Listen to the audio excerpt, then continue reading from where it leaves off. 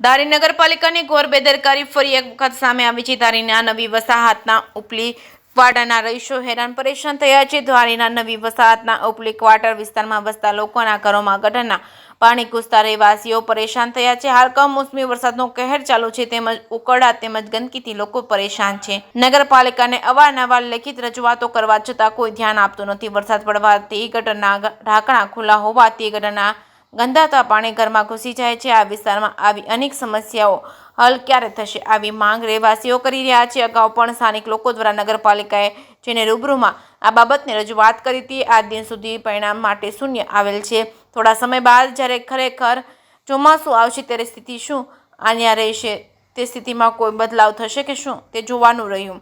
ધારીના લોકો ઈચ્છી રહ્યા છે કે ગટરની તેમજ ગંદકીની જે સમસ્યા છે તે કાયમી ઉકેલ આવે તેવું કાર્ય ધારી નગરપાલિકા દ્વારા કરવામાં આવે તેવું લોક માંગ ઉઠી છે।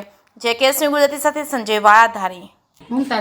મુમતાજબેન, શું તકલીફ છે મુમતાજબેન? અમારે જો પાણી ભરાણું છે, આ પેલો વરસાદ થયો તો આખું ફળિયું ભરાઈ ગયું છે, એટલે ઘર સુધી ઘૂસી ગયું છે। એમાં નાના નાના બચ્ચા છે, એમાં કેમ અમારે રહેવું? ગટરમાં 2 વખત રજૂ કરી તો કોઈ આવતું નથી। ચેમ્બરો કેટલી ભરાઈ ગઈ છે, કોઈ ગટર સાફ કરવા આવતું નથી। સુધરાઈએ લખાય એવા તોય કોઈ ધ્યાન દેતું નથી। આ બીમારી ફેલે તો આ કોણ જવાબદારી લે? અમારામાં કેમ રહેવું? કોઈ ધ્યાન દેતું નથી। ઘરમાં પાણી ઘૂસી ગયું છે, આજુબાજુમાં બધાને એ તકલીફ છે, કોઈ આવે છે ધ્યાન દેવા, કોઈ જોવા નથી આવતું, કોઈ ગટરનું કોઈ નિર્ણય નથી લેતું કે કેમ લેવું એમ। તમે તંત્રને રજૂઆત કરી હતી?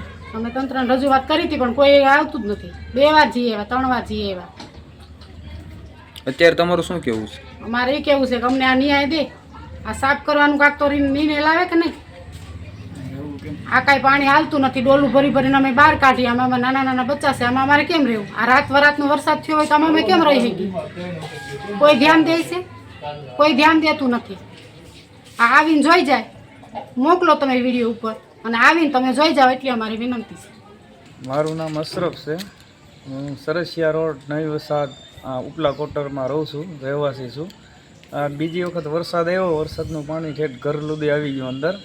હવે આમાં અમારે રહેવું કેમ? તંત્રને 2 વખત રજૂઆત કરી, કોઈ છતાં આવતું નથી। કાંઈક યોગ્ય પગલાં લે સરકાર, એવી અમારી નમ્ર વિનંતી કે 2 વખત રજૂઆત કરી। આ બીજી વખત તો પાણી ઠેઠ રૂમ સુધી આવી ગયા।